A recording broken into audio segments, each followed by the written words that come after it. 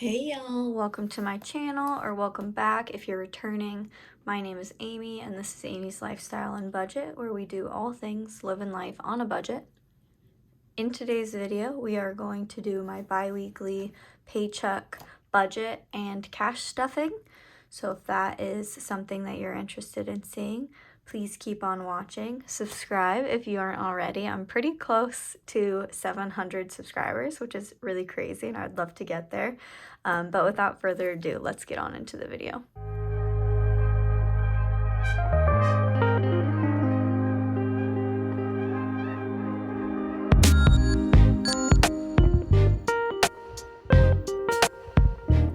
So my goals for this pay period are to, 1, eat at home, for a number of reasons, but I'm getting closer and closer to my wedding date, and eating at home just ensures that I know what's going in my body in terms of maintaining my weight. And also it's healthier if I'm cooking healthy things, and it's also cheaper. So that is my pretty much my primary goal this pay period. I do have my bachelorette party, so a second goal of mine is just to make intentional choices. That's really what it comes down to. So I don't want to get, I'm going to an all-inclusive resort, so I don't want to get swept away in the choices. I just want to be really intentional when I'm there, so I have a good time, but I'm not overdoing anything. Otherwise, I had a dress fitting, and I had to have a repairman come out to look at my washer, so those are kind of upcoming costs that I have to factor in.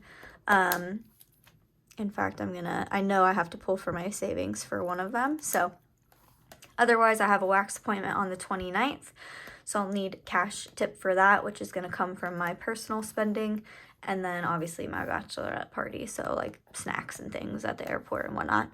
Otherwise, I'm starting with $110 in my checking, $926 in my savings, and $2,873 in my wedding account.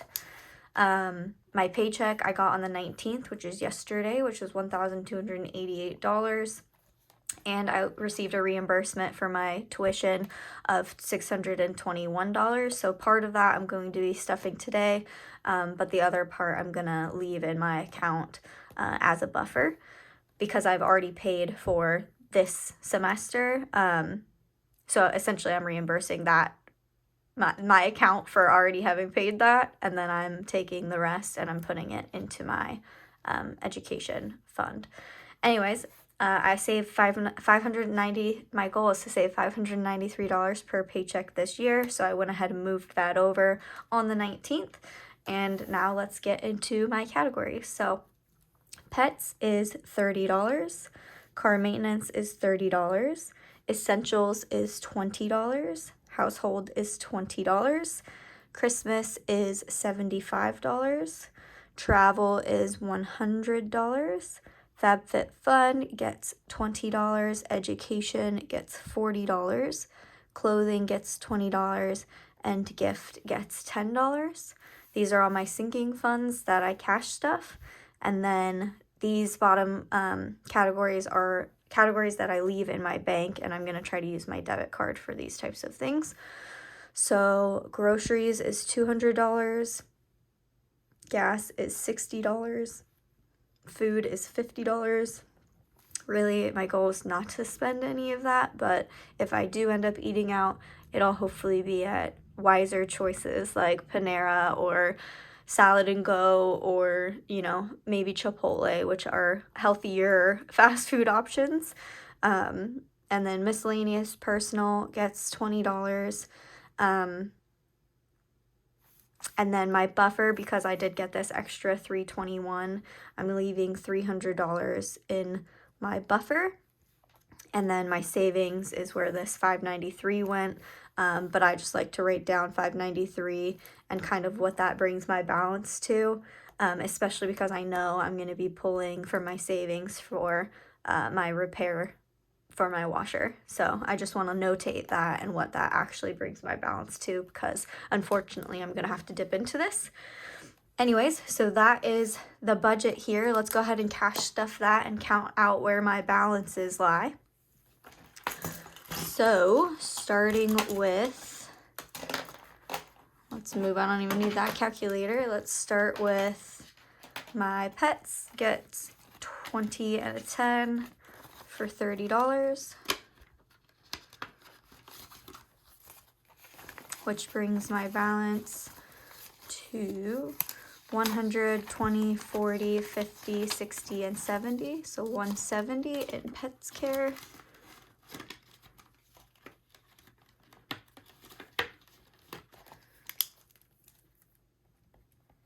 Car maintenance gets 20 and a 10 as well, which brings my car maintenance balance to, I need to do a cash condensing, looks like pretty soon here, but brings my car maintenance balance to 50, 70, 90, 110, 130, 150, 170, 190, 210, 230, 240, 250, 260, and 270 in car maintenance.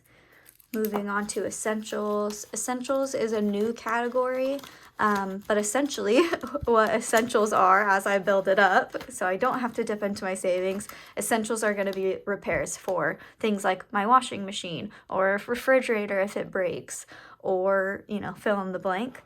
So just started, it only has $20 in there, I think, but I'm just going to slowly start adding $20 a paycheck, so that I have a buffer there, not a buffer, but savings there, so I don't have to pull from my savings to pay for any repairs or anything. So adding in 20 makes that $40 in essentials. And again, like, it's not much, and it's going to take me a while to build that up, but the point is to get ahead of it now, so it's baby steps to get to the end goal. And then the next time I need to spend $1,000 on a new washer, it won't hurt as much.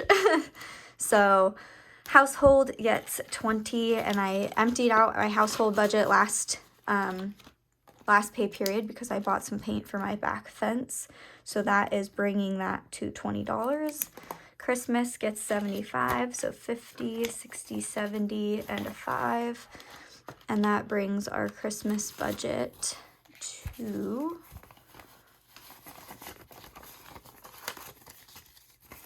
$51, 20, 40, 65, so $165 currently saved towards Christmas this year. I'm still going to do a video wrapping up my Christmas spending from last year because I think it's really important. While I do budget throughout the year, towards the end of the year, with all of the spending and all of the holiday celebrations and all of the plans, it can get lost. Like, the spending and the budgeting can get a little lost. So I want to do like a comprehensive Christmas look back, essentially, to see how much did I actually spend, is what I'm currently saving each pay period going to suffice based on my spending in the prior year. So if you want to see that, let me know in the comments down below. I think it will be interesting and telling, because it'll point me in the right directions to see if I'm saving enough this year. Travel gets $100, and that brings our travel budget up to $100, $200, $300, $400, $520 in travel. Like I said, my bachelorette is coming up, so I probably will be spending some of this shortly, but hopefully not too much of it. Dang it, I didn't count how much that was supposed to be. 1, 2, 3, 4, 5, 20. Let's write that down before I forget again. But I need to really be mindful of my spending and when it comes to travel, because my honeymoon is also coming up, so. Anywho, $20 for FabFitFun, and that brings my balance to 51, 50, 70, 90, 210, 220. 220 in FabFitFun.